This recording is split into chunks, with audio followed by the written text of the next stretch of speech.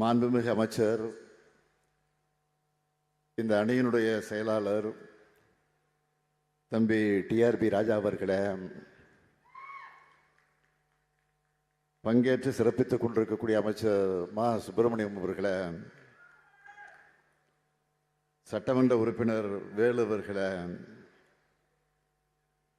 தகவல் தொழில்நுட்ப அணியினுடைய ஆலோசகர் கவிஞர் மனுஷபுத்திரன் அவர்களே, அருமை சகோதரர் கோவி லெலின் அவர்களே, இணை செயலாளர் மகேந்திரன் அவர்களே, பாசத்திற்குரிய அணியினுடைய துணை செயலாளர்களே, பல்வேறு மாவட்ட நிர்வாகிகளே, பேரன்பிற்குரிய சமூக வலைதள ஆர்வலர்களே, என் உயிரோடு கலந்திருக்கக்கூடிய தலைவர் கலைஞர் அவர்களின் உயிரினும் உயிரான அன்பு உடன்பிறப்புகளே, உங்கள் அனைவருக்கும் என்னுடைய அன்பான வணக்கம். 75 ஆண்டுகளாக தமிழ்நாட்டின் ஃபயர் ஃப்ரெண்டா இருக்கக்கூடிய திமுகவோட ஃபயர்வாலான உங்களையெல்லாம் சந்திப்பதில் நான் மிகுந்த மகிழ்ச்சி அடைகிறேன். இந்த சந்திப்பு எப்போ நடந்திருக்க வேண்டியது, லேட்டானாலும் லேட்டஸ்டா பவர்ஃபுல்லா நடக்குது.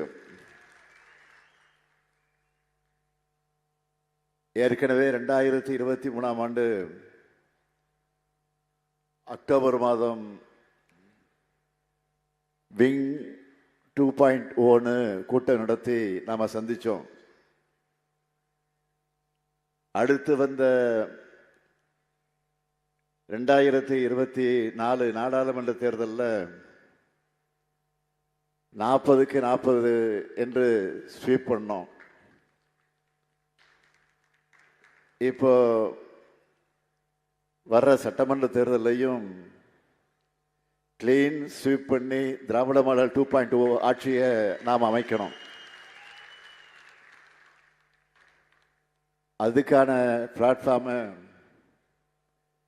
இந்த சந்திப்புக்கு ஏற்பாடு செஞ்சிருக்கக்கூடிய தம்பி டிஆர்பி ராஜா அவர்களுக்கு என்னுடைய வாழ்த்துக்கள், நன்றி. இந்த மாநாட்டுக்கு தலைப்பே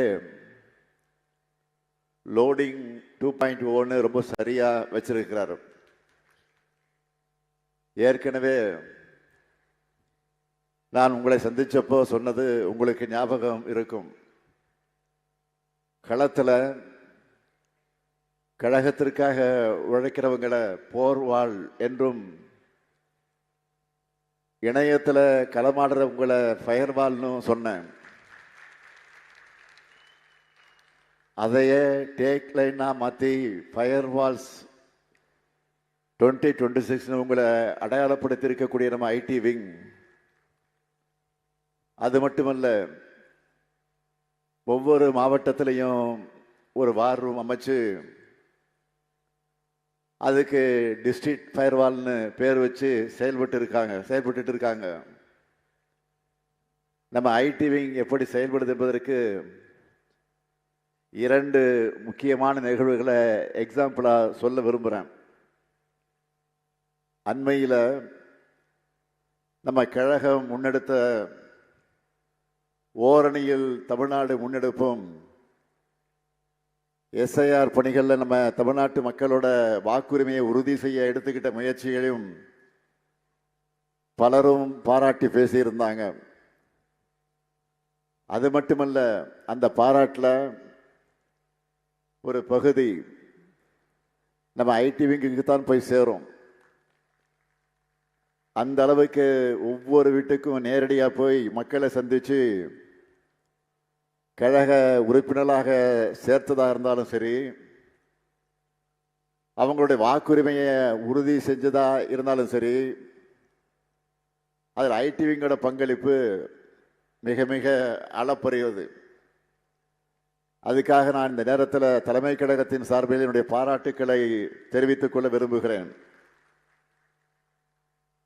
நான் பெருமையோடு சொல்றேன், தமிழ்நாட்டில் மட்டும் இல்லை, இந்தியாவிலேயே பூத் லெவல்ல டிஜிட்டல் ஏஜென்ட்டுகளை வச்சிருக்கக்கூடிய அரசியல் இயக்கம்னா அது நம்முடைய திமுக தான். தமிழ்நாட்டில் மட்டும் இல்லை, இந்தியாவிலேயே பூத் லெவல்ல டிஜிட்டல் ஏஜென்ட்டுகளை வச்சிருக்கக்கூடிய அரசியல் இயக்கம்னா அது நம்முடைய திமுக தான். ஐடி விங்னா ஆன்லைன் வேலை மட்டும்தான் பார்ப்பாங்கன்னு சிலர் நினைக்கிறாங்க. ஆனா ஆஃப்லைன்லையும் கலக்குவாங்கன்னு நீங்க நிரூபிச்சுட்டு இருக்கீங்க. நம்மோட ஆன்லைன் செயல்பாடுகள் இன்னும் வேகமா அமையணும்னு இன்னைக்கு நாமெல்லாம் ஒன்று கூடியிருக்கிறோம். ஆன்லைனில் உங்களோட வேலை ஹேஷ்டேக்கை ட்ரெண்ட் பண்ணுறது இல்லை, அஜெண்டாவை செட் பண்ணுறது. ஏன்னா நாம தான் கண்டென்ட்ல கிங்கு. நூற்றாண்டுகளை கடந்த திராவிட இயக்கத்தோட முகம் நாம். 75 ஆண்டுகளை கடந்து இன்னைக்கும் ஆட்சி பொறுப்பில் இருக்கிற மிகப்பெரிய கட்சி நாம். நாம செஞ்சிருக்கக்கூடிய திட்டங்கள் தான் இந்தியாவுக்கு இன்றைக்கு வழிகாட்டுது. இன்னும் பெருமையா சொல்லணும்னா, நவீன தமிழ்நாட்டோட வளர்ச்சி வரலாற்றை எழுதுறது நாம தான். அப்படிப்பட்ட நம்மை களங்கப்படுத்தி தமிழ்நாட்டுக்குள்ள நுழைஞ்சிடலாம், தமிழ்நாட்டை சிதைச்சிடலாம்னு நம்ம எதிரிகள் நினைக்கிறாங்க. அதுக்கு அவங்க பயன்படுத்துகிற ஆயுதம்தான் அவதூறுகள். எனவே அந்த அவதூறுகளுக்கு மட்டுமே பதில் சொல்லிட்டு இருக்காம சோசியல் மீடியாவுக்கான அஜெண்டாவையும் நாம தான் செட் பண்ணணும். டிஃபென்ஸ் மட்டுமே ஆடிட்டு இருக்கக்கூடாது, அப்பப்போ அட்டாக்கிங் மோடுக்கும் போகணும். உங்க எல்லாரிடமும் எழுத்து திறமை, போட்டோ டிசைன், மீம்ஸ், வீடியோக்கள் உருவாக்குறதுன்னு பல திறமைகள் இருக்கு. இந்த ஒவ்வொரு திறமையும் கழகத்தோட வெற்றிக்காக நீங்க பயன்படுத்தணும். களத்தில் கழக நிர்வாகிகள் ஒரு நாளைக்கு 100 வீடுகளுக்குள்ள போக முடியுமானா, நீங்க எல்லோரும் உங்களுடைய கருத்துக்களால ஒட்டுமொத்த தமிழ்நாட்டையே உங்க பக்கம் திரும்பி பார்க்க வைக்க முடியும். ஒவ்வொரு தொகுதிக்கும் மாவட்டத்துக்கும் பல பணிகள். அந்த பணிகளை இந்த 5 ஆண்டுகளில் செஞ்சு கொடுத்துருக்கிறோம். கடந்த ஒரு மாசத்துல மட்டும் எத்தனை பேருந்து நிலையங்கள், எத்தனை மேம்பாலங்கள், எத்தனை மருத்துவமனை கட்டடங்கள், எத்தனை கல்லூரி கட்டடங்கள் அடுத்தடுத்து வரிசையா ஒவ்வொன்றா திறந்து வைக்க இருக்கிறோம். எனக்கே ஞாபகம் வச்சுக்க சிரமமா இருக்கு.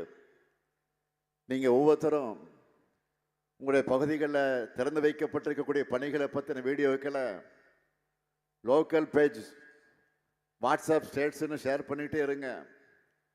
நாம் பண்ணுறது மக்களுக்கு தெரியணும்னா முதல்ல நாம் அதை பற்றி முழுமையாக தெரிஞ்சு வச்சுருக்கணும். அதனால் என்னுடைய பேஜை ஃபாலோ பண்ணுற மாதிரியே முதலமைச்சர் அலுவலக பக்கம், நம்முடைய கட்சியினுடைய பக்கங்கள், அரசு செய்தி துறையினுடைய பக்கங்கள் எல்லாவற்றையும் தொடர்ந்து ஃபாலோ பண்ணுங்க.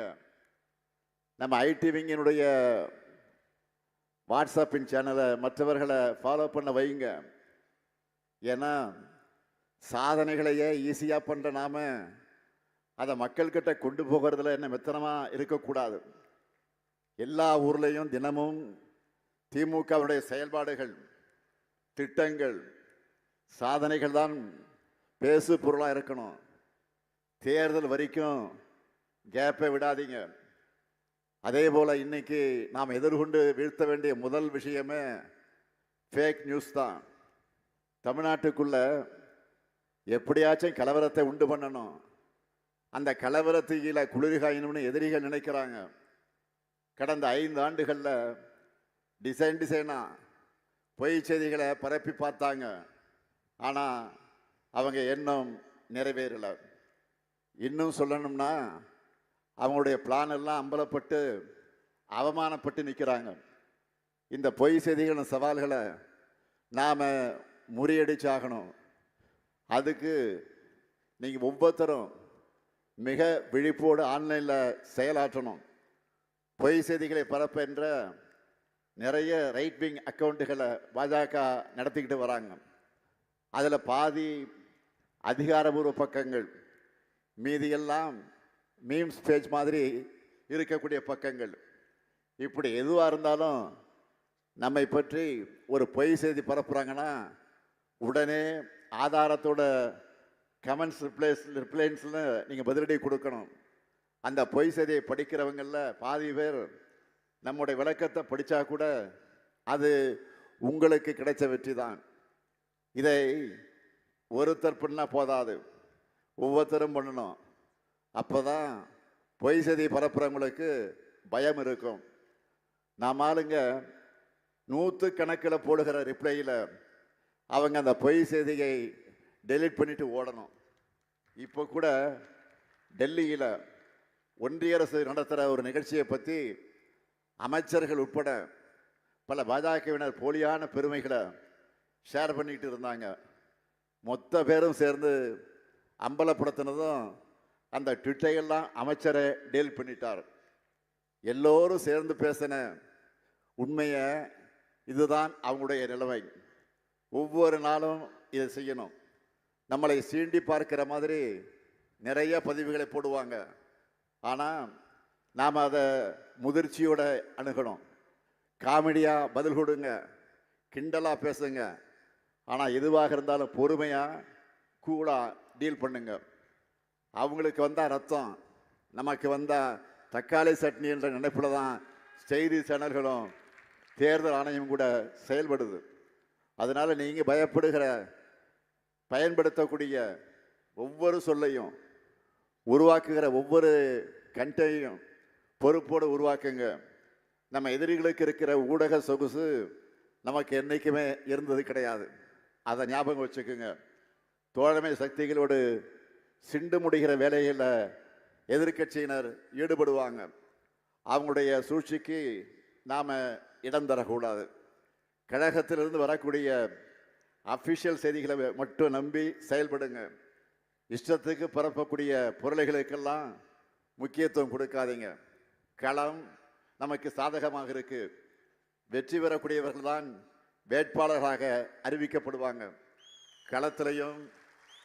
களத்திலையும் ஆன்லைன்லேயும் நாம் சரியாக செயல்பட்டோம்னா நம்முடைய டார்கெட்டை நாம் நிச்சயம் அச்சீவ் பண்ணிடுவோம். அதுக்கு அடித்தளமாக தான் இன்னைக்கு ஆடுகளம் செயலியை லான்ச் பண்ணியிருக்கோம். 2019 தமிழ்நாட்டில் நடந்த எல்லா தேர்தலுக்கும் ஒரு ஒற்றுமை இருக்குது. யார் ஜெயிக்க போகிறாங்கன்னு எல்லாருக்கும் தெரியும். திமுக கூட்டணி தான் வெல்லும்னு தெரிஞ்ச நடந்த தேர்தல்கள் தான் எல்லாம். ஆனால் எப்படிப்பட்ட மார்ஜினில் ஜெயிப்போம், எவ்வளவு வாக்கு வித்தியாசம், இந்த முடிவுகளுக்காக நாம் காத்துக்கிட்டு இருக்கிறோம். 2026 தேர்தலும் அதே போல தான். திமுகவின் வெற்றி உறுதி செய்யப்பட்ட ஒன்று. ஆனால் அது எவ்வளோ பெரிய வெற்றியாக அமையணும் என்பதை நோக்கி தான் நாம் எல்லோரும் உழைச்சிக்கிட்டு இருக்கிறோம். கட்சியில் உறுப்பினராக நிர்வாகியாக இருந்து உழைக்கிற செயல் வீரர்கள் எல்லா கட்சியிலும் இருப்பாங்க. ஆனால் அடிப்படை உறுப்பினராக கூட இல்லாமல் கொள்கைக்காக இணையத்தில் களமாடுகிற தோழர்கள் திமுகவுக்கு மட்டும்தான் உண்டு. இதை நீங்கள் பதவிக்காக பண்ணல, எம்பி ஆகணும், எம்எல்ஏ ஆகணும், கவுன்சிலர் ஆகணும்னு பண்ணலை. இந்த இயக்கத்தால் கல்வி அறிவை பெற்றவர்கள் நாம். கழகத்தின் திட்டங்களால் உயர்ந்தவர்கள் நாம். கலைஞரால் சமூக நீதி பார்வையை கற்றுக்கொண்டவர்கள் நாம். மொத்தத்தில் திராவிடத்தால் எழுந்தோம் என்கிற நன்றி உணர்வோடு எதையும் எதிர்பார்க்காம எதிர்காலத்துக்காக கழகத்தை ஆதரிக்கிறவங்க நீங்கள். இப்படிப்பட்ட தொண்டர்கள் இல்லாத எதிர்க்கட்சிகளால் இந்த உணர்வை எப்போவுமே புரிஞ்சிக்க முடியாது. நான் உறுதியாக சொல்கிறேன், தேர்தல் வெற்றிக்கு பிறகு இந்த பணிகளில் சிறப்பாக செயல்படுகிற உங்களை மீண்டும் சந்திப்பேன். ஆஃப்லைன் ஆன்லைன் ரெண்டுலேயும் டிஎம்கே தான் லயன்னு காட்டுவோம்.